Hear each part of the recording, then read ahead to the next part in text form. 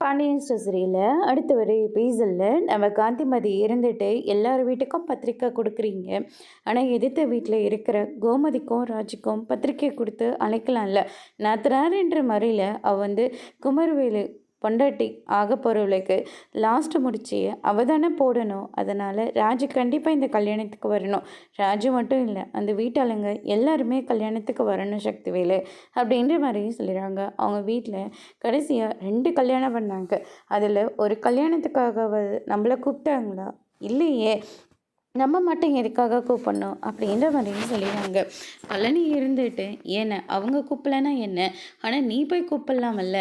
ஏன்னா குமரவேலுக்கு கல்யாணமே ஆகாதுன்னு சொன்னாங்க.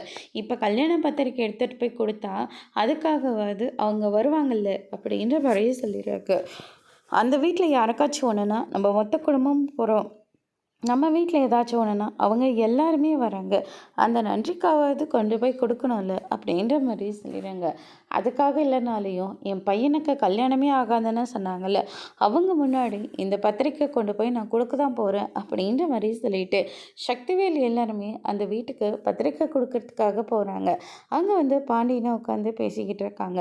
சரவணன் இருந்துட்டு எப்படியாச்சும் இந்த கல்யாணத்தை நிறுத்தியே ஆகணும், மறுபடியும் அந்த குடும்பம் இந்த ஏரியா பக்கமே வரக்கூடாது அப்படின்னு மாதிரி நினச்சிட்டு இருக்காங்க. அந்த நேரம் பார்த்து சக்திவேல் பூப்பழ தட்டோட வராங்க. அவங்கள பார்த்த உடனே பயங்கரமாக கோவப்படுறாங்க.